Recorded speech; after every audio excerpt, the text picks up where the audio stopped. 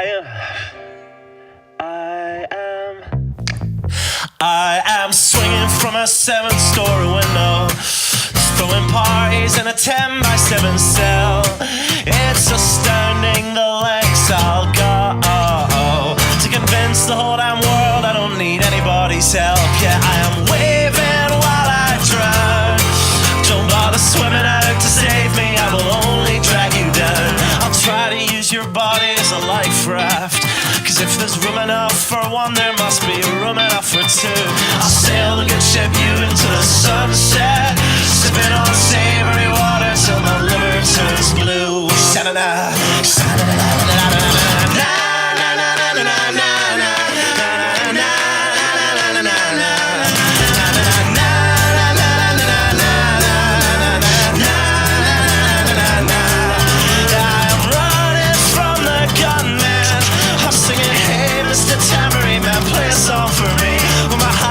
Is broadcast in the evening news. I will be relieved. La, la,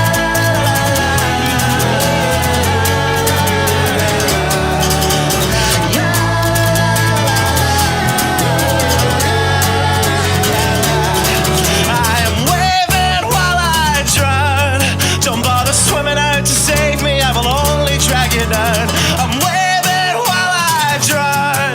Don't bother swimming out to save me, I will only drag you down. La, la, la, la, la, la, la, la. Singing, hey, hey, alright, yeah, I wrote that one myself. It's astounding the lengths I'll go to convince the whole damn world I don't need anybody's help.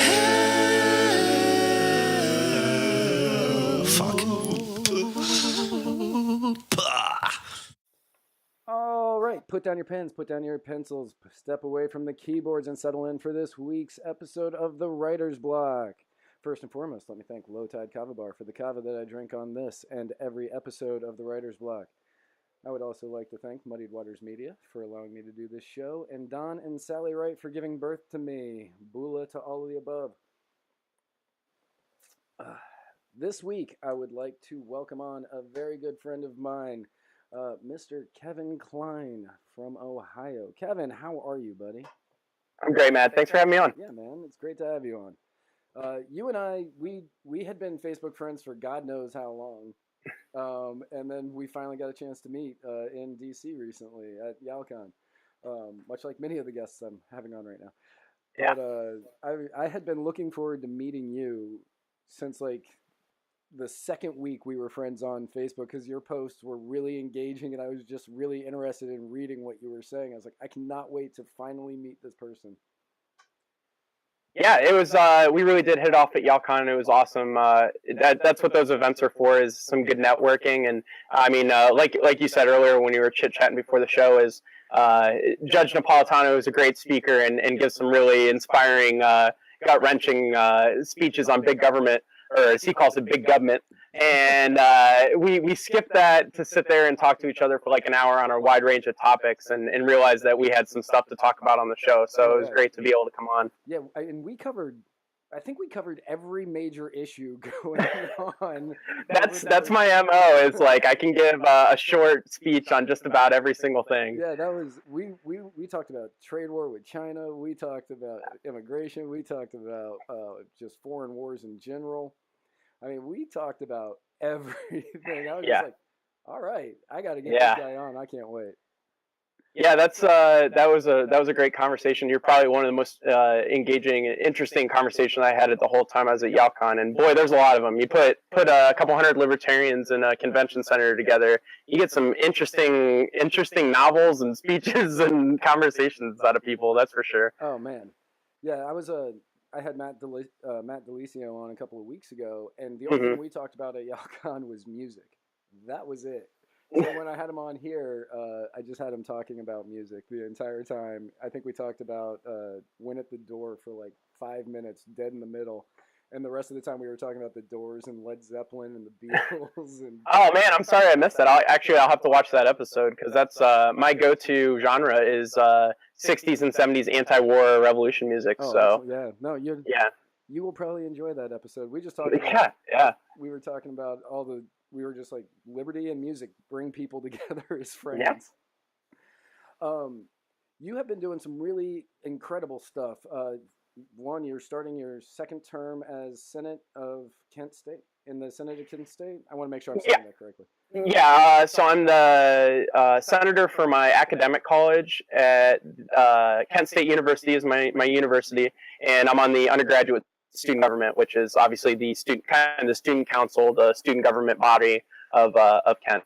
Okay, and while we were talking in our very long conversation, we were talking about a lot of the things that you have been doing activism-wise on Kent State. And some of the stuff that you were talking about just blew my mind. So I kind of want you to kind of go into a lot of this stuff. But I know that, for instance, the right to carry on campus, you were a part of that whole activism, I guess is the best way to put it, protest maybe, that kind of went viral earlier this year. Yeah. So people know Kent State pretty well now. Like as you said, I mean, just us meeting was the fact that I've been making pretty good splash the past couple years in being a libertarian activist and publishing my thoughts and in victories on social media. And I do that to encourage other people, not to pat myself on the back. And there's a lot of really good lessons. Actually, I was talking with my protege. He's going to be taking over my Yale chapter when I leave this year when I graduate. We were talking about writing like a manual or a short book on how successful we've been on campus and why it worked and what we did, just to kind of hand that off to other people that are coming onto a predominantly left campus. I mean, Kent State's known for its left-wing activism. It's a very activist, strong campus, and we turned the thing around. I mean, we just did our student activities fair for this year, and this is my third year running a chapter on campus. When we started 2 years ago, there was college Republicans and then the brand new YAL chapter we started. This year, we went out and I'm tabling and I'm looking around and there's Students for Life's behind me. Students for Concealed Carry's got a table. Turning Point USA was there and was tabling. Liberty Hangout, which is a libertarian media outlet online. They have a club on campus that's run by Caitlin Bennett, of the famed Kent State gun girl. We've gone viral on media multiple times in the past 2 years. I mean, we are known as a right-wing activism powerhouse at Kent now, and that was just all started 3 years ago. And it was a small group. I mean, we were never 30, 40, 50 people strong, really, at any time. I mean, it was just a real dedicated core group of activists, 10 to 15 people that really came out and just turned and burned and made the difference. And I mean, we infiltrated so hard. I think I've gotten, 5 or 6 of us elected onto student government now. I mean, we have a freedom caucus. We change policy on campus. And I like to joke, if you go on Google News and type in Kent State University, there's more headlines of stuff we've done in the past 2 years than anything the university is officially putting out. Right. So, yeah, we definitely dominate the conversation on campus now and really put the huge leftist groups to shame. I mean, we hit way above our weight class in activism. Was it Turning Point USA who did the protest at Kent State where they were doing the safe zone? Yeah. So I'll kind of give you a little. Actually, this all kind of segues into how I'm involved with Caitlin Bennett, obviously famed Kent State activist. So when we started 3 years ago, Caitlin came into Young Americans for Liberty as a member. Was super passionate, very dedicated activist. She's like a zoology major. She was not into politics, but she was.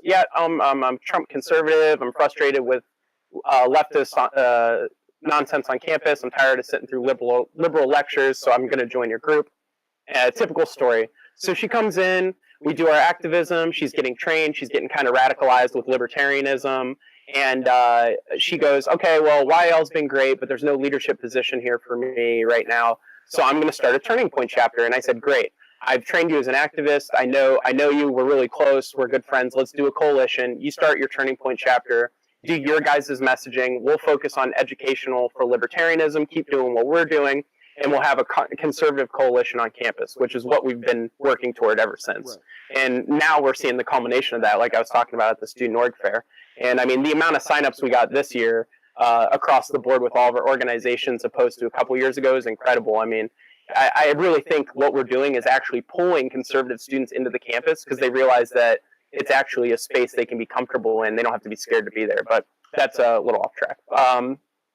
So Caitlin takes over Turning Point, and man, I mean, if you follow her on social media, you know she's a firecracker. She doesn't hold any punches back. She will say her mind, and she's really passionate about her ideas. So working for a national organization that's trying to stay on message can be kind of difficult for her, which is why she does Liberty Hangout now. She can be nice and independent and run her own thing, which is the way she needs to be.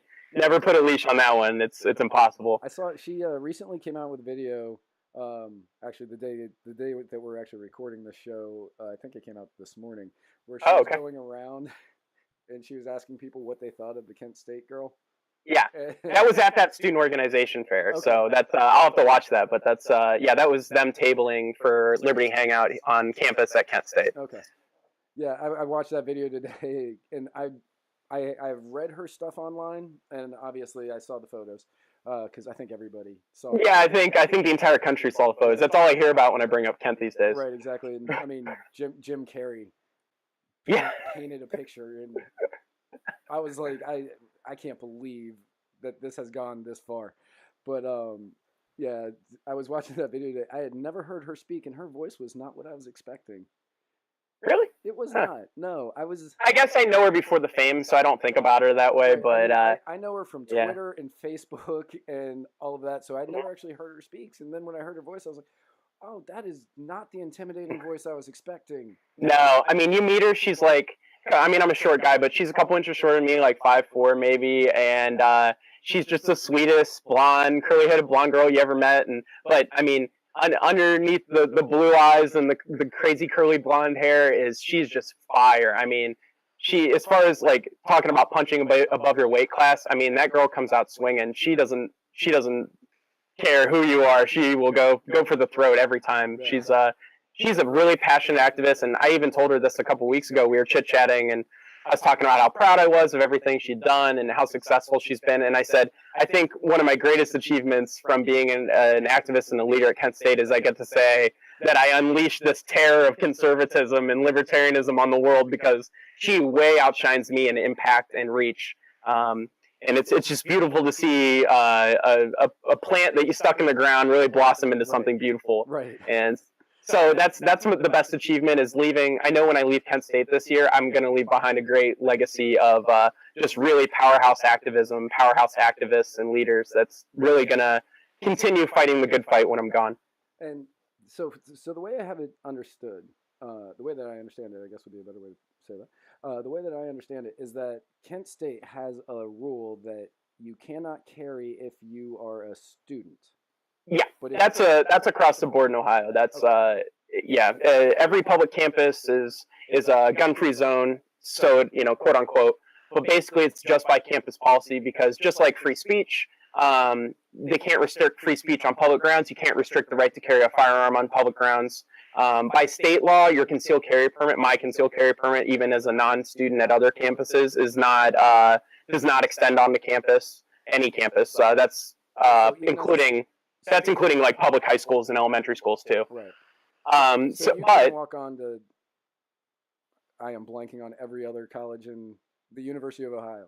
You can walk onto there with your concealed carry because you're a student at a different school.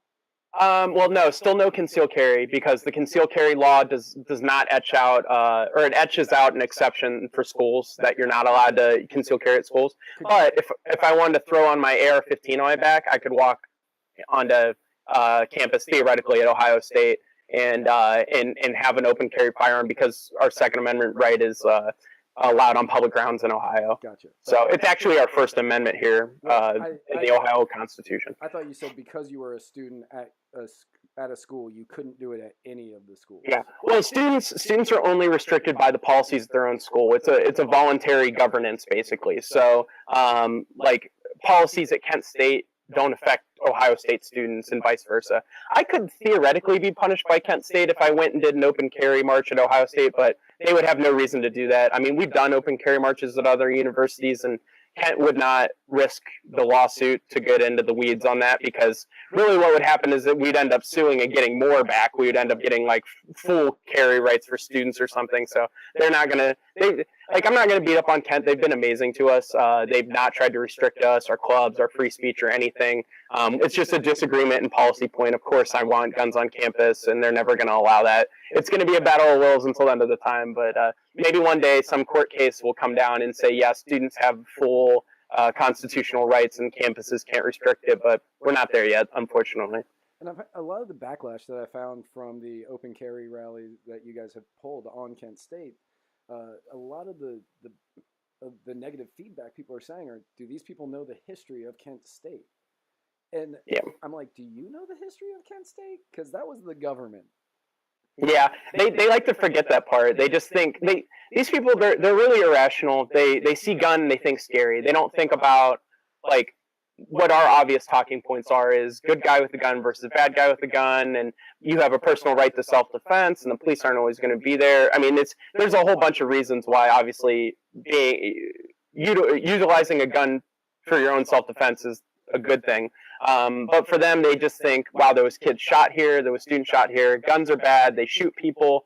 They think of them as almost inanimate, like evil objects, where they're not, they're just tools, and people are evil. But, there's a disconnect with that, and a lot of the times they're very unfamiliar with firearms, they're unfamiliar with the laws. A lot of the times we'll come and do we've done like 3 open, next Wednesday will be our 3rd open carry march on Kent campus since I've been there, and people think that the state, the school or the state should come in and restrict our ability to do that. They say, hey, why don't they ban this on campus? And people have no idea that they literally cannot. Like, it's impossible. So right. To try to ban it on campus would be to take away people's Second Amendment rights that the state has.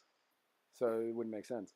Yeah, and I mean, it's not even students. It's not like they can say, if you come out and do this open carry march as a student, we're going to expel you from campus, which they do tell us that. They tell the students, if you come and do this open carry march with a firearm, you will be punished under the policy and expelled from campus or something similar to that.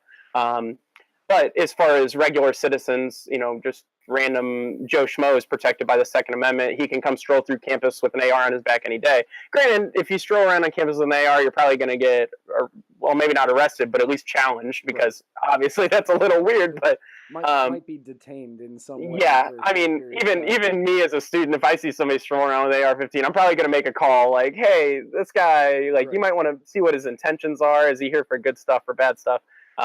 But I would feel a lot better personally if I could carry my own firearm, because at least I know if he went wild, I could shoot back. But the logic is lost, I guess. And I mean, when I was going to school, the college activism was not in conservative.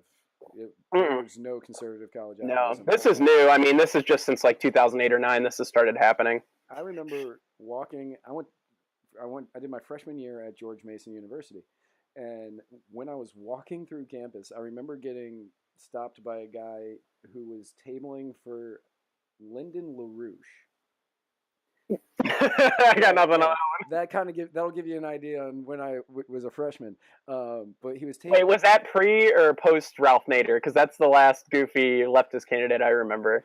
So Lyndon, he was kind of along the same timeline as Ralph Nader, just he wasn't really well known because he was far left of Bernie.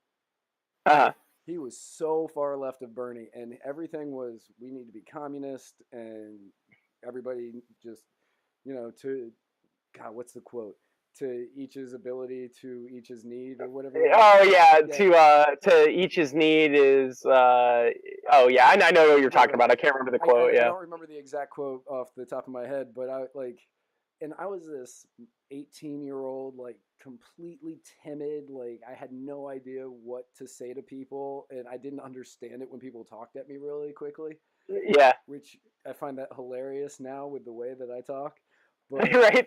I'm like a million miles a minute. I'm like, I have a hard time talking to Southerners because they're all really slow drawl, and they're like, you Northerners, you sound like you're trying to sell me a bag of crap or something. And I'm like, so yeah, training myself to slow down has been a challenge. But this guy stops me. He's like, don't you think that everybody should get what they need? And I was like, I mean, yeah, I guess. Man, I gotta get to class. I don't know. Right. And so he gave me this paper, and I was reading it, and it was talking about how we were almost at World War III with the Russians. And I went to go to my parents' house that weekend, and I had that with me, and I was reading it, and my dad said, "Where did you get that?" And I said, "Oh, some guy gave it to me on campus." And he, "Lyndon LaRouche is a commie," and I was like, "Yeah, I was kind of picking up on that after I was able to read this." And Yeah. like, do they have a lot of those people at school? I'm like, they're the only ones that are over there. I mean, yeah. It's as far as activists go. I mean, I don't know about the general student population. I still believe strongly that most college students aren't liberal; they're just apathetic and ignorant. But I'd say activist-wise, we're probably 100 to 1, maybe 100 to 10, somewhere in that range. Like I'd say, of all the activists on campus, 10% of them are right wing. Right. That's actually probably a pretty good guess. Yeah, I know Kent's like that for sure. Other campuses, I would say, probably the same or worse, depending if they've been activated yet or not. One of the things that you said that you were going to be working on, which I'm a huge fan of, by the way, obviously because I vape constantly for anybody who watches my shows, is you can't use tobacco or nicotine-related products as a student on campus? Yeah, that's one of our big issues. So free speech has always been number one, but again, Kent's been great about it, so it's never really been an issue. Campus carry is the one we're really passionate about at Kent, and it's the one we're most famous for because of Caitlin's shenanigans with the open carry walks. And the one that I really tried to champion. Those shenanigans. You darn kids and your shenanigans. The one I was really passionate about that got me kind of my first year was it's a statewide initiative. All the state schools have at this point, but it was still ongoing when I got in when I started school 4 years ago, was banning tobacco products on campus. And it wasn't just banning smoking in public areas or setting up designated smoking areas. It was banning all tobacco on campus. So if you're walking around with a vape, which doesn't harm anybody but yourself because it's water vapor. If you're walking around with a dip in and you're spitting into a cup, and that again doesn't affect anybody, you're not even spitting it on the ground. There's really no logic to it at all except micromanagement of your life, and really that's what it comes down to. And I mean, I fight a lot of people on campus about this. As I go, you don't believe you have bodily autonomy, that you can't decide what you put into your body. I'm like, I know you're pro drugs. They're all pro marijuana legalization. They're all pro choice. So my body, my choice, right? So the logic's just like hitting the brick wall when I'm saying, yeah, if you want to chief down 10 packs of cigarettes a day, that really is your choice. But no, obviously big government knows best. So the College of Public Health at Kent State has started the Kent State of Wellness Initiative, which part of that was banning tobacco outright on campus. And they worked really hard on that. They spent a couple years putting that plan together. And of course, like all great initiatives, it's got a fat grant check attached to it. So trying to tackle that is, I might as well just punch a brick wall all day. Right. But so I still complain about it plenty, and I try to organize counter protests because they don't enforce it. It's more about the money than it is, and it's just a pat on the back to feel good about doing. But they put the policy in place, but they don't enforce it. And they're supposedly they're like, oh, if you smoke on campus and you get caught, no enforcement, caught, quote unquote, police don't enforce it, security doesn't enforce it, administrators don't enforce it, then there would be blank on blank, unspecified punishment. But you can't be academically punished for it. It's not going to ever happen. So people walk around chiefing on cigarettes all day, and everybody just kind of scowls at them, and they go about their business. So I think to be on their side, I said, why not set up designated smoking areas so we get best of both worlds? We don't have people littering their cigarette butts everywhere because they took the butt cans away, so now litter's a problem. And people are violating the policy and killing themselves anyway, which you were trying to avoid in the first place. And if we would have set up the designated smoking areas, we could actually help the asthmatic people that need to get away from the smoke. That's such a frustrating issue because they got it wrong. They won't admit they got it wrong, and they're sticking by it. So are you? Because when we talked in DC, you said that you were going to kind of do after you graduate, you're going to have people come on and do like a vape out or something. People who weren't. Well, that's been something I've been trying to organize in general. We did the first year, so they snuck the policy in over the summer when nobody was on campus, but we protested it. We knew it was coming. So familiar. Yeah, right. Weird. The 11th hour legislation that passes in the dead of the night. Right. So about May, it was right before finals week. We went out and did a bunch of petitioning. I gathered a couple hundred signatures to protest it. In vain, of course. Nobody cares about those petition signatures. Again, money. And we went out and we took lots of pictures and got media attention and ended up on the Kent Stater, like, hey, people are upset about this policy. I mean, I reached out to groups all across the campus. There was like socialist groups and students for sensible drug policy, everybody and their brother, art groups. I mean, I reached out to the art college. I know they all smoke because they are, artistes. Yeah, and fedora wearing. Fedora wearing artistes. And I reached out to them. Cigarettes. Yeah, I reached out to International Club because the Chinese kids just love their cigarettes too. They really smoke them up around campus, and they really don't care about the policy. And I reached out to everybody. I said, let's do a smoke-in. I mean, we're coming back here in September. We need to protest this. Let's do a smoke-in. And it just never materialized. But that's something that I always wanted to do. I think that'd be a great way to push back. But I think the reason that there's no activism, because like I said, it's a really good bipartisan issue. It was very across the board. Everybody was very angry about it that wasn't pro public health. And there was no enforcement. I think if security was going around and pulling cigarettes out of people's faces and throwing, and actually handing down punishments, it'd be easier to organize some type of fight against it. But people don't feel the ban. They don't understand that it's still going on. And I think the biggest travesty of it is not the ban itself. Like that's bad, but it's not enforced, so it doesn't matter. It's the lack of the butt cans, so it's causing a litter issue. So you see like dead squirrels around campus that are full of cigarette butts now. That was never a thing 2 or 3 years ago. And you see corners of the buildings, like little enclaves where the staircases are, full of cigarette butts because people are hiding and they're throwing their butts down because there's no cans. That's worse. That's worse than everything, At that point, you're messing up the beauty of the campus. You're messing up. You're creating. Somebody's got to go clean that up now. It's a well-intentioned policy with very awful unintended consequences, and I just wish more people would see it that way. I'm not out to give everybody cancer. I don't want you to smoke. I'm just saying you have a right to, and more importantly, this policy's crap and it's hurting all these other things. Like, right. It's just such a frustrating issue. Yeah, when you told me that you were kind of thinking about you were planning this thing, I like in my head I was like, if he does that, I'm going to Kent State because I will vape all day long at Kent State. I don't care. That'll be worth the money for me to drive up there or fly up there just to do that because that would be hilarious to me. I think that'd be. I feel like there was more energy about it when I first tried to organize it. I guess it would have been fall of 2017, maybe. And it just kind of died out. I mean, admittedly, I was a lesser organizer back then, so I probably maybe would be able to pull it off a little bit better now had I had the energy behind it. But I remember being very frustrated. I couldn't get people on board, and I couldn't understand why. And I realized that they just didn't care because there was no reason to care. So, right. I was in San Francisco earlier this year, which that was culture shock for me. Did you slip on any crap sidewalks? No, I didn't have that issue. I did see a homeless person that was pleasuring themselves right there. And I was just, that'll happen. Like, all right, well, you do you, buddy, I guess. Yeah. And everybody was just kind of walking around them. That person had the most amount of room around him of anybody, though. So I mean, I think maybe he was just a commuter and he wasn't a homeless person, and he's really got it down. Like he figured out how to get around. He was like, man, I just don't want people touching me, so I'm just going to sit here and pleasure myself in public. And I'm gonna walk to work every day, just rub one out, and people give you a wide berth.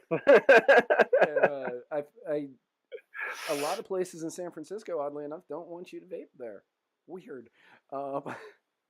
And so I would, anytime that I saw a place that said no smoking, electronic cigarettes included, I would like stand right in front of it and vape and be like, are you going to have me arrested? Are you going to ask me to leave? Are you going to do anything? And the answer is no, they don't. I also, you can't vape inside anywhere, but they have, and I'm not saying I'm opposed to gender neutral bathrooms, but man, you can vape inside a gender neutral bathroom because ain't nobody walking in on you. So anytime I'd go to like a coffee shop and I'd go to the bathroom, I'd be in there just vaping. Nobody's coming in. Yeah. Well, I mean, I would much rather. I love vapes. I think that's a great. Like, I'm not anti-smoking. I'll go smoke some cigars every once in a while, and I've gone through my dip habit on and off after and during my time in the service. I think almost everybody goes through a little bit of a tobacco addiction while they're in uniform. I think it's actually in the contract you sign. It is. To become addicted to tobacco I distinctly remember being issued a dip can and a spinner at Depot when I was in boot camp. You know, they gave out. I don't know if they still do or not, but when I was in basic training in the MREs, they gave out waterproof matches.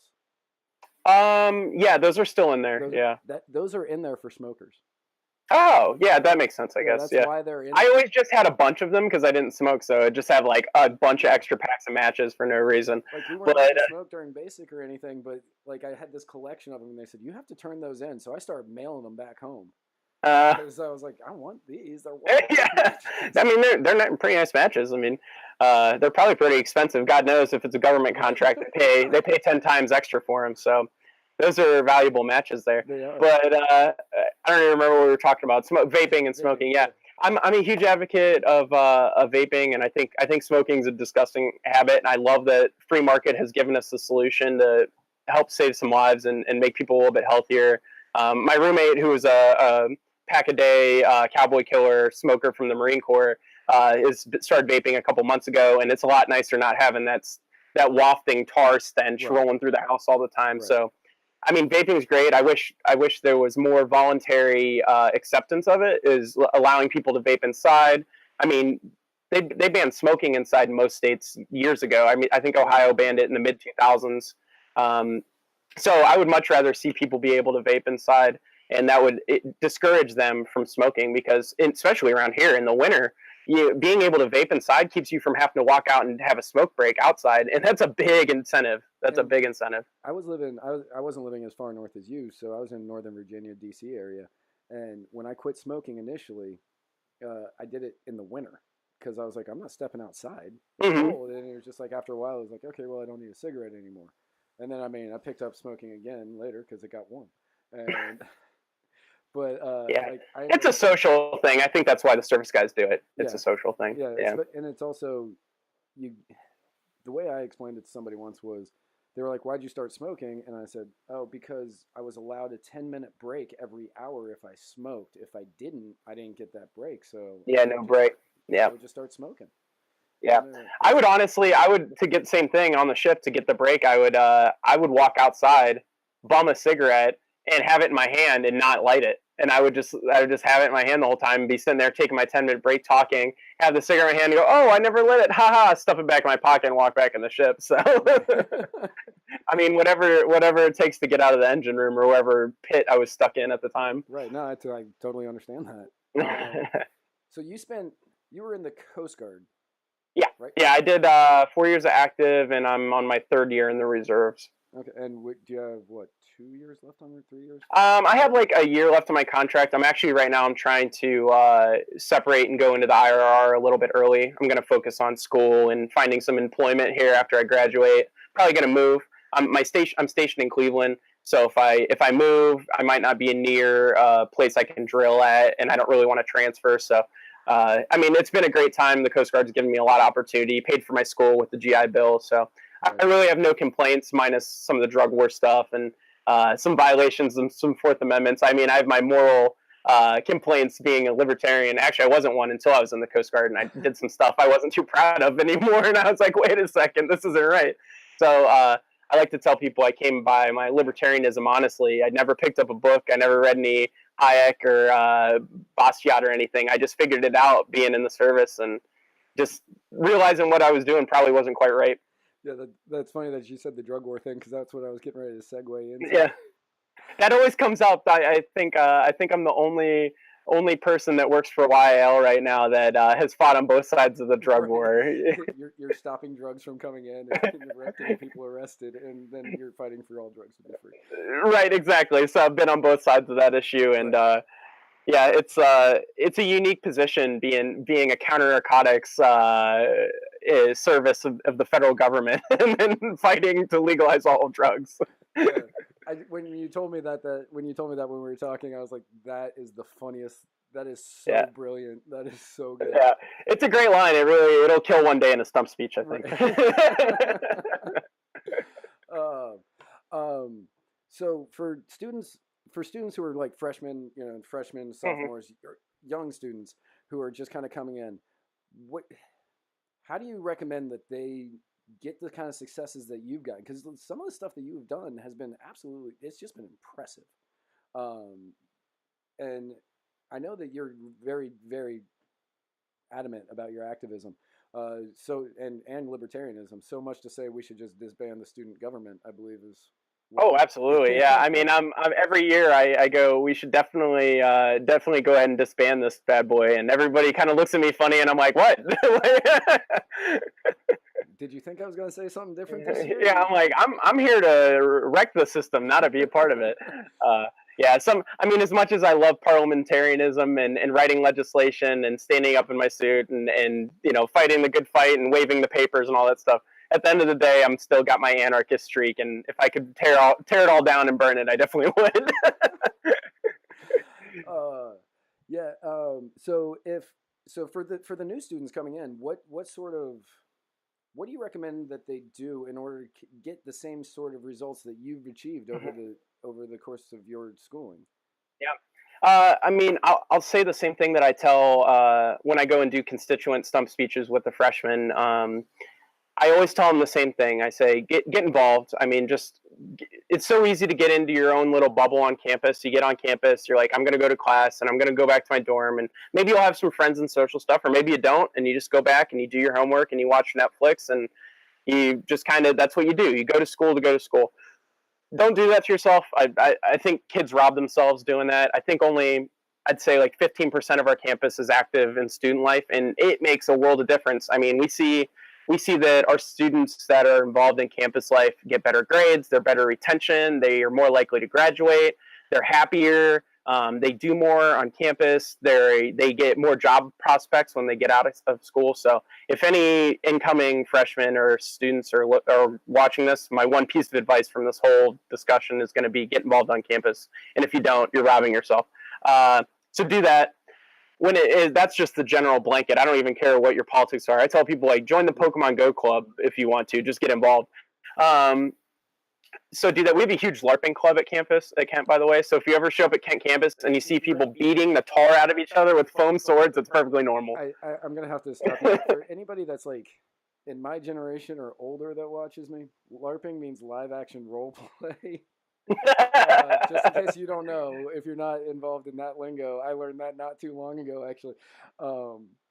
So you really have a LARPing club? That's amazing. Yeah, it's huge. Yeah, campus life at Kent is big. We're I think we're the largest on campus in the state. So that means most other schools are very commuter heavy, where we have like 10,000 students of our 26 or however many it is living on campus. So that makes for huge student life because everybody's bored and living with each other. So they want to get involved. So we have like a 40 person LARPing club with their own armory of shields and swords and axes and God only knows what. It's fun though. They go out on the student green and beat up on each other. Knife around Kent State, but don't carry a gun. Yeah, foam weapons fully encouraged and authorized. I'm a Nerf guy myself. I like to do the Nerf War Club. They play like zombies. Actually, Youngstown State, about an hour away from us, is one of the biggest campuses in the country for Nerf wars. They have like a week-long Nerf war where they do like zombies versus survivors, and they wear like headbands to designate, and they shoot at each other. It's a great time. So yeah, that's just a great example of campus life is amazing. I love it. And I say that as a crotchety old veteran who showed up on campus and literally commuted to and from campus and didn't associate with anybody my freshman year. And I really hate that I did that. I just showed up, took my classes, went home, didn't get involved at all my freshman year, and I was miserable. I hated it. I wanted to go back to the service. I wanted to drop out. And I said, "What? I got to stop torturing myself. It's time to get involved." And the 2016 election rolled around. I heard about YAL. Actually, I was going to start a Students for Rand Paul chapter, but he dropped before our primary. He dropped in like February. Our primary was in March. So that spring, I met with some fellow libertarians and conservatives on campus. We decided we were going to start a chapter. Over the summer, we went to YALCon. started our chapter, recruited a bunch of people, and then come fall semester when it hit, we hit the ground running. And I guess I can segue into my next piece of advice for the freshmen that want to get involved, or somebody on campus who, even if you're junior or senior, and you want to get involved with spreading the ideas of liberty and doing activism on campuses. Just be bold. Don't get discouraged. Be willing to go out and make your voice heard and do street theater. It's intimidating, man. Like, you go out and somebody hands you a clipboard and they say, go talk to students. And you're like, what do I say? I don't understand. And I get that all the time from people. And they're like, how do I spread the ideas of liberty? I'm not a salesman. Like, I'm a philosopher. I sit around and read books all day. So cut your teeth on campus. It's easier there to engage with people than any other place on the planet, or at least in the United States, is you have students who are willing to learn. You have things in common with them. You can at least, if worst case scenario, you can talk about how bad classes are or something, and go up and you talk to students and you engage with them, and you do street theater and just get easy media attention, because student media is bored and lazy and they want to come out and cover whatever you're doing. And it's really easy. And I mean, the biggest pushback you'll experience, especially on private campuses, is your bureaucrats, the administration can put up barriers. Just don't get discouraged. Reach out to people and make allies, and really immerse yourself in local politics. I know it's easy for us to all get, and I do this too, is we get distracted by the Trump thing, and you have Trump on DC, he's doing all this crazy stuff and he's all over the news, and you want to focus on what the new piece of legislation or the Rand Paul filibuster. The stuff going on at the national level, you can't affect that. Like, your average kid on campus is never going to influence policy in DC, no matter how much activism you do or how many people you tell that we have $20 trillion in national debt. They're not going to care, and there's nothing you can do at your campus that's going to change that. But you can run for student government, and you can petition and change policy on campus. You can make your campus a little bit more free. And I mean, all politics is local. And if you start low, it snowballs. It works its way up. And you end up being in a position where I am now 4 years later, where what you do on your campus influences people on other campuses to be more active. And they see the stuff that I'm doing, running for student government, getting other people elected for student government, so we have a caucus and can actually do things. And doing activism like challenging the socialists to a canned food drive and raising hundreds of dollars in canned food and getting on Fox News. And next thing you know, a campus next door is doing the same thing because they saw we did it. So your efforts will snowball, is what I'm getting at. Right, and I mean that's a great point, especially the point you said about, all government's local and you can make change there. Because when you start learning how to do that on campus, and you're running for the student governments and you're winning there and you're making change on campus, then you know how to do it in the city section. And then Bingo. From Exactly. City, you can learn how to do it at the state section. State, you can learn how to do it at the national. And then based on what you've done, what the groundwork that you laid in college, just trying to make a difference there is now allowing you to affect stuff nationally on the federal level. Mm-hmm. And that is, I mean, for a lot of the people that are doing these things, that's the end goal. So it's great to get the training that you need while actually making a difference that people will remember. Mm-hmm.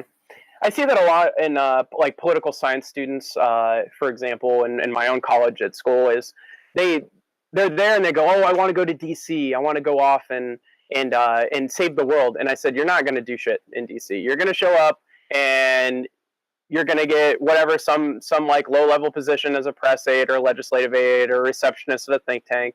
And you're going to get bored and discouraged and realize that you jumped into a fishbowl you have no idea how to swim in. And you're going to get disenfranchised and you're going to go home, or you're going to become ineffective there, and you're not going to do anything that you showed up to do. And you're going to get really down on yourself. But if you start local and you work your way up and you really cut your teeth in it and train, like you said, running for student government seems dumb. And when I have like 2,000 constituents, I think I won my first election. It was like 100 votes, but you learn there. You learn how to talk to people and lobby and build coalitions and write legislation and speak on the floor and do Robert's rules and be a parliamentarian and all those stuff that makes you more effective down the road. And it's so much easier when you're around a bunch of other awkward college kids and the policy really doesn't matter too much. And when I go in and have to have that hard meeting with like an administrator, it's not like my city councilman, or it's not like a legislator at the state level where I can have that meeting and kind of be more comfortable having a tough discussion with somebody, because it doesn't have as much weight. And at the end of the day, it is still just university, but that is a really valuable experience. I mean, I can't tell you how much I've learned in the past 2 years being involved with student activism, student government, just in general. I mean, it's hugely valuable, and I feel like I'm a lot more effective now than I could have ever possibly been just cruising through school to get my degree and then going off to DC to, I don't know, whatever awful job I would have picked up there. So yeah, I was talking with Caleb Franz, who's another Ohioan, Ohio, yeah, whatever you call you people. Buckeyes. He's a Buckeye. He's in Youngstown now, which apparently that's where they have the big Nerf tournament. So I'll let him know. I was like, I know I'm talking to him later tonight or tomorrow. I'm gonna let him know about that. I know he's not in school anymore, but I should send him to Youngstown State. I can't get my chapter off the ground there. I'll have him infiltrate. I don't know if he ever graduated, so he could just go enroll to get the chapter started. And then he can leave. Perfect. Yeah. But thank you so much for coming on. I do appreciate it. You're truly an inspiration to anybody in the liberty movement.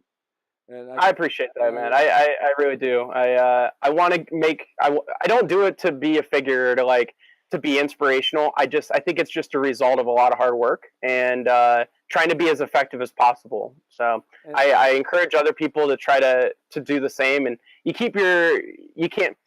Jordan Peterson quote, you can't change the world, but you can be your best self, Right. And that's all I was trying to do was do my job here in my activism and being at Kent State and be the best at it that I could be to be effective. And it just kind of snowballed and ended up doing a lot of really good stuff. And I hope people can take some lessons for that. And I mean, real quick on Jordan Peterson, my parents tried my entire young life to get me to make my bed. Jordan Peterson did that in one speech. My bed is made every morning now. I saw a goofy meme or something, and it was like the kid reading Jordan Peterson, or the one frame is he's yelling at his parents like, "Quit telling me what to do, Mom and Dad," and the next one they're like, "Thanks, Jordan Peterson, for telling me to make my bed and clean my room."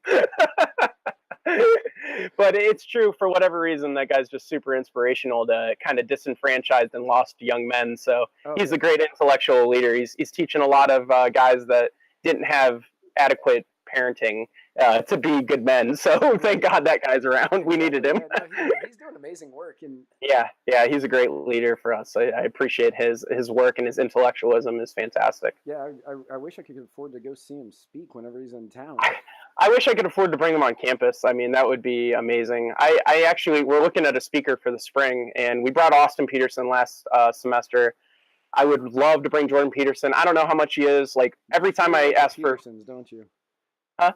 Jordan Peterson, Austin Peterson. I know they spell it differently, but it must be a trend. I don't think I know any other Petersons, but must just be a weird niche thing that I like. But bringing speakers on campus is a great thing. But a lot of the times people expect you to bring the Ben Shapiros and the Steven Crowders and fill in the blank, whoever their intellectual thought leader is. And right. I mean, that's a 6-figure endeavor to bring those guys. So a lot of the times it just doesn't work out. But maybe I'll have to look into it. I know Jordan Peterson's been selling out like megadomes this year, so I doubt he's in my budget. he did I think he's got something going on in St. Pete coming up soon. Yeah. And I think the tickets are they're like $70 or something like that. He was in Virginia when I was there, and I don't know how much they were, but I know I couldn't go for whatever reason. I had something going on that weekend, but I looked into the tickets, and they were pretty expensive. Yeah.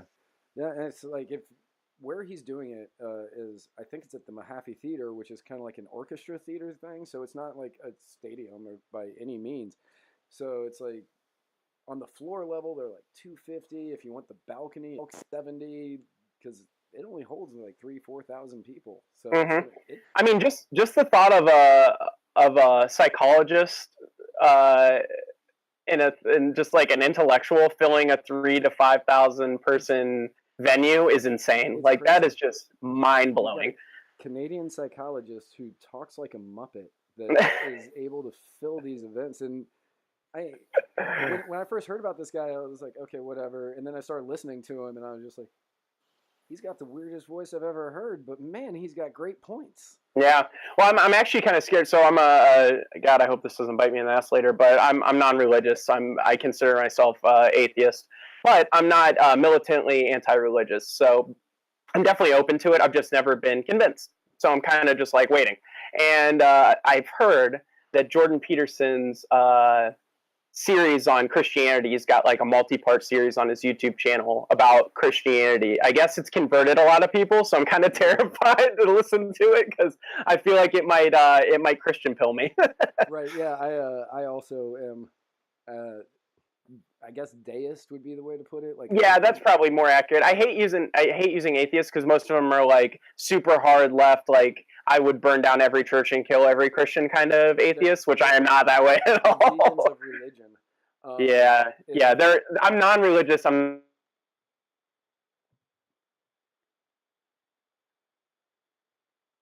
Hang on. Apparently we lost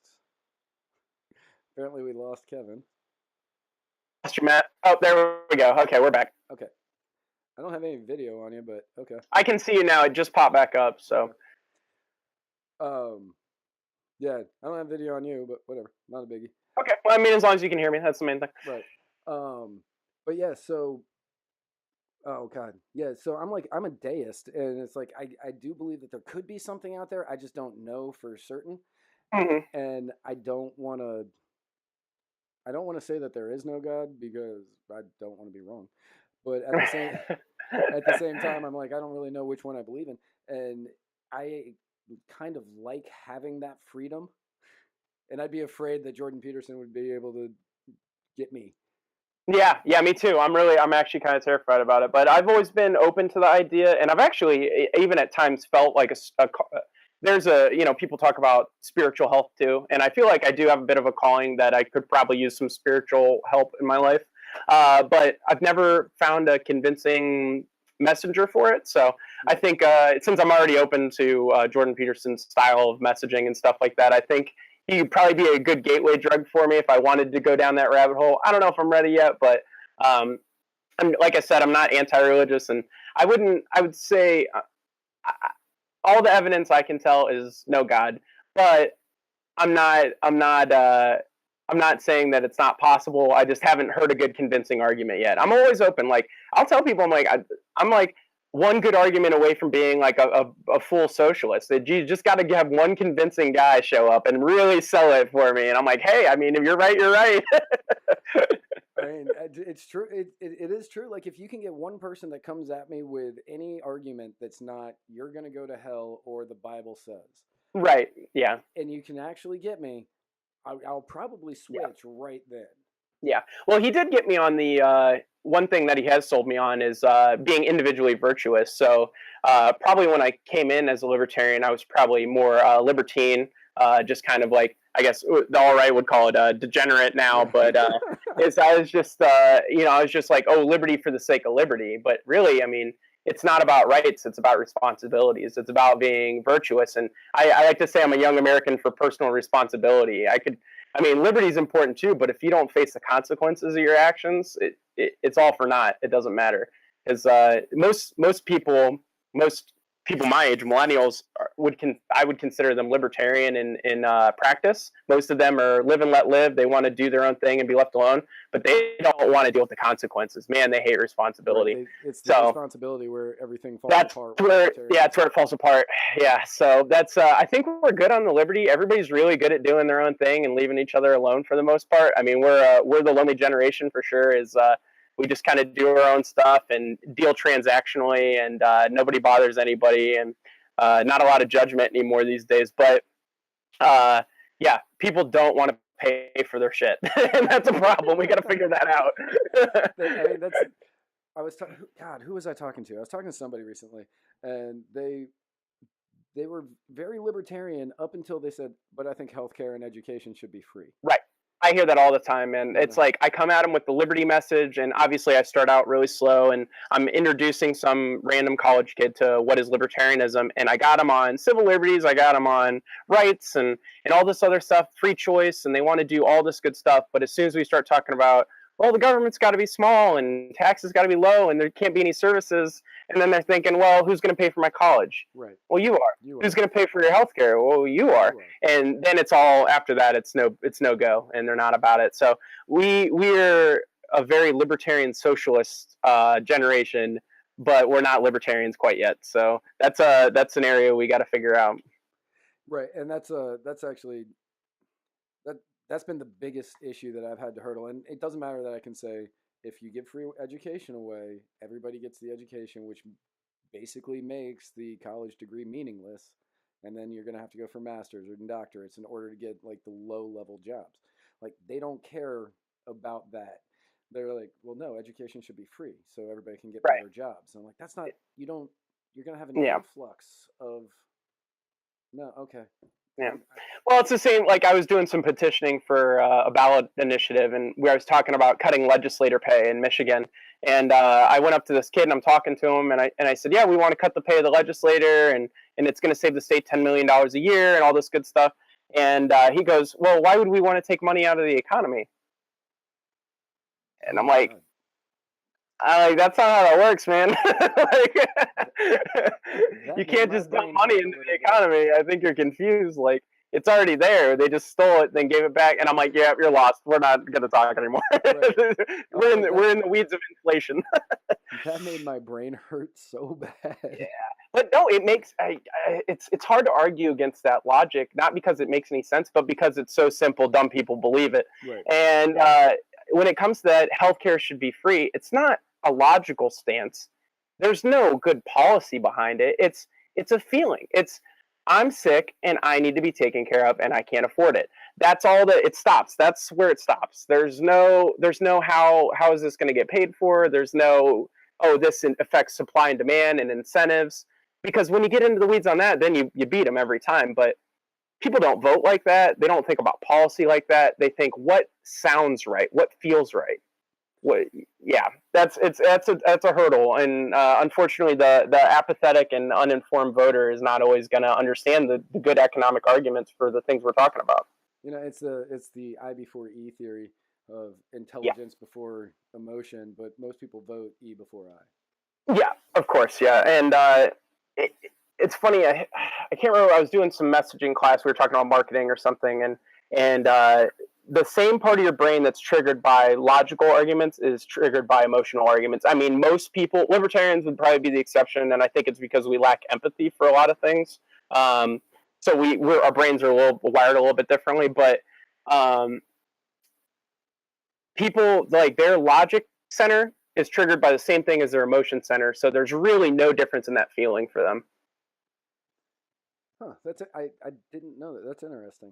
Yeah, and it's kind of scary to think about because it's like we always want to come at these arguments logically. Here I'm going to lay out the argument points, and this is why I'm right, and this is why you're wrong, and here you go, figure it out. And they're like, okay, that all makes sense. And they're like, but healthcare should be free because I feel it. And you're like, well, shoot, I can't do any more than give you the points. Right. So I can't change. I can't change that even a little bit.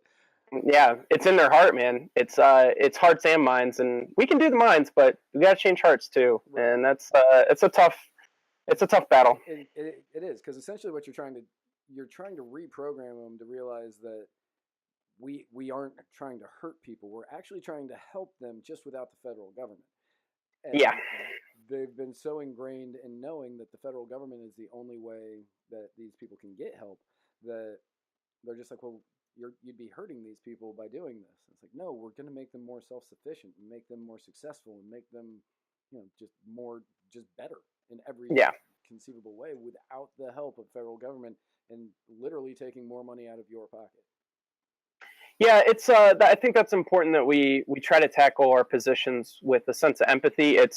I mean, I get this all the time from my socialist colleagues on student government is they're like, oh, you're just the evil corporatist, business loving, we can have small government as long as as long as we can have corporate tyranny. And that's what they think about my ideology. They think capitalism is corporate tyranny. And it's so hard to explain in a short and concise way that makes sense and that isn't too policy wonky, that that capitalism is better for people. I mean, they are richer and happier and fatter, and they live longer and all those things. I mean, it's all the empirical evidence says that if we give people free exchange, free enterprise, don't even call it capitalism because that's all wrapped up in banks and crap that people hate. If you give people free enterprise, they make better choices in their lives and they become more successful and everybody becomes wealthier. And it's the same reason John Stossel said it best at Yalcon. He said, there's a reason when you hand the cashier money, they say thank you. And then when they hand you a good, you say thank you, because it's a mutually beneficial exchange. In government exchange, that doesn't exist. There's one of those parties. Well, neither of the parties say thank you because government doesn't care that you handed them money. They just think they deserve it, and you feel like you just got bent over a barrel. So it's not free enterprise is the most beautiful thing that humanity's ever figured out. And if we lose that, man, that's a travesty. That's going to put us back in the dark ages for centuries. And what I've always told people, because to the people who are kind of on the fence, that I argue with, and they're like, oh well, socialism. They'll be like, socialism leads to communism, but capitalism leads to fascism. And I'm like, well, no, that's not accurate at all. And they're like, why not? And I said, how many people do you know that have been shot trying to leave a capitalist country? And and they go, oh, none. I'm like, right, because we don't care if you leave, just go. Yeah,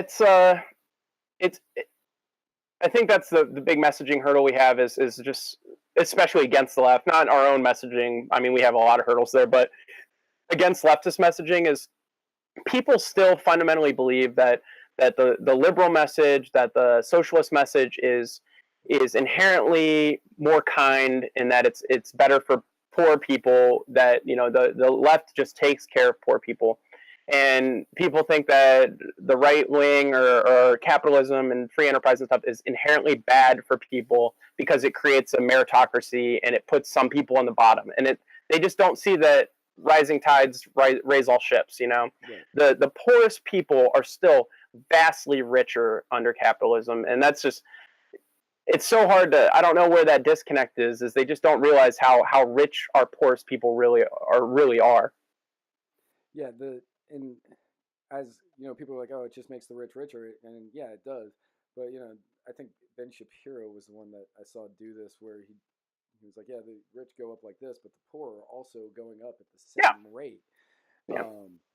But the poor are also going up at the same rate. It's just they're still Well, they just, I mean, they're not catching up, but they are gaining wealth.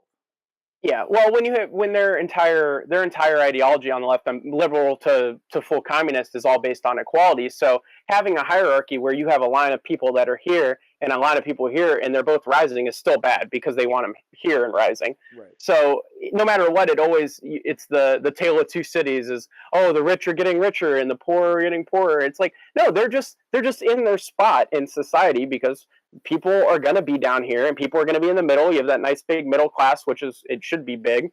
And then you have a big rich class, and there should be mobility. There should be economic mobility. I mean, that's actually my favorite thing in capitalist systems is unlike systems in previous human existence where people were stagnated in their class, where you had wealthy class and royal. It was more royalty, really. It was an aristocracy class where you were born royal and you will be royal your entire life, and then you will die that way, and your kids will be born royal and wealthy, and they will be that way their entire life, and they will die that way. And if you're poor, you're born poor, you'll die poor. Your kids will be born poor and die poor. We don't have that in America. I mean, a great example is here in Akron. The Goodyear, Akron's the tire was the rubber and tire capital of the world. And there was a family who owned Goodyear called the Cyberlings. And the Cyberling kids now, their grandparents owned Goodyear, owned it. They're just middle-class people. They go to the public Akron schools now. They did a profile on them in the newspaper, a couple years ago. And the mom's a nurse and dad's, a firefighter or something. They are not multimillionaires, and their family 2 generations ago owned the largest rubber company in the entire world. That's actually really crazy to think about. Yeah, I mean, our economic and social mobility is incredible in this country. It's incredible. Yeah, I mean, just for 2 generations to go from Yeah. what today would be like probably the Jeff Bezos of the world, and now is the family is just on par with the majority of America. Yeah, that ability to make our own choices and our own successes and failures is just huge. I mean, it's really interesting. You'll see families that'll have like a real rich grandparent or parent or something, and their kids will just be like average middle class people, and it's just because they made different choices. And I mean, the wealth doesn't equal happiness, obviously, and I think that's lost on a lot of the economic arguments we make too. Is because people are wealthier, are they happier? Just because they're more successful economically, are they more successfully personally? I don't know. There's a lot of like exponential social questions that I don't think our economic models that we all love so much really answer. I mean, there is no way that an economic model can come up with every single scenario. Yeah, I think there's a free market of a lot of things people don't realize. I made a joke. I made a post on Facebook that went pretty good a couple months ago, and I said for libertarians being able to understand all the in and outs of free markets and supply and demand, we can't seem to figure out the free market of social interaction with women. And it's totally true. I don't know why. Like, if you know why somebody won't buy a product, but they won't date, why a woman won't date you, right, you should be able to crunch the numbers on that. Like, that's like almost every libertarian I know too. Yeah, so, but there's a social free market too. I think if people or if libertarians would kind of evaluate their social interactions in a more free market way, they might be a little more successful. Right. Well, thank you so much. I do appreciate it. Do you have that's great getting on there. Do you have anything you want to plug, pitch, anything? Yeah, so obviously my views are my own, but I do work for Young Americans for Liberty as a state chair for Ohio. I mean, Matt DeLessio was on here last week, but we're doing really great stuff with Win at the Door and all the good stuff. If you want to support a libertarian organization, whether it be on campus or as a donor, or just come out and give them your blessings and support and speak good words about them, Young Americans for Liberty is doing amazing things. It's probably the only organization in the United States that's actually mobilizing libertarians and making them effective activists and deploying them to change politics at the ground level. It made me the activist and leader I am today. So they deserve 100% of your support in everything that they do. Yeah, it's a great organization. I mean, they're really taking charge on the future. It's good stuff. Yeah, they're doing just fantastic work. Just amazing work. Yeah, my last 3 people on, it's been Matt DeLessio, Remzo Martinez, and you. Everybody who's working for Young Americans for Liberty. Yeah, it's a great org. It's hard to not get roped into their strategy and their messaging because they just do it best. They do a great job. Well, hang out for a minute afterwards. I'm going to do the closing, and then we can chat a little bit longer, and then yeah, whatever. All right. Well, thank you so much for coming on. I do appreciate it. Everybody else, remember, you can follow us on Facebook at facebook.com/Muddied Waters of Freedom. You can follow us on Instagram at Muddied Waters of Freedom. You can follow us on Twitter at Muddied_Waters. And you can find this and every episode at muddiedwatersoffreedom.com. You can also like this show in particular at facebook.com /the Writer's Block. Thank you all so much. Now get back to writing, because writing is how we can essentially make the biggest difference. Thank you all so much. I am swinging from a 7-story window, throwing parties in a 10x7 cell. It's astounding the lengths I'll go to convince the whole damn world I don't need anybody's help. Yeah, I am waving while I drown. Don't bother swimming out to save me, I will only drag you down. I'll try to use your body as a life raft, cause if there's room enough for one, there must be room enough for 2. I'll sail the good ship you into the sunset, sipping on savory water till my liver turns blue. Sha-na-na, sha-na-na-na-na-na-na-na-na.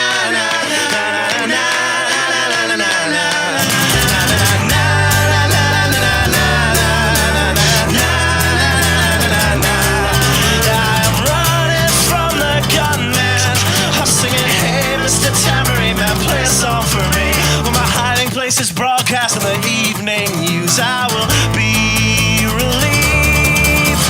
La, la, la,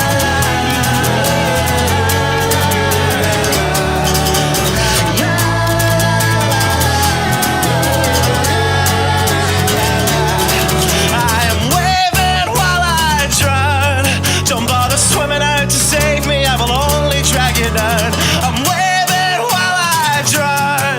Don't bother swimming out to save me, I will only drag you down. La, la, la, la, la, la, la, la. Singing, hey, hey, alright, yeah, I wrote that one myself. It's astounding the lengths I'll go to convince the whole damn world I don't need anybody's help.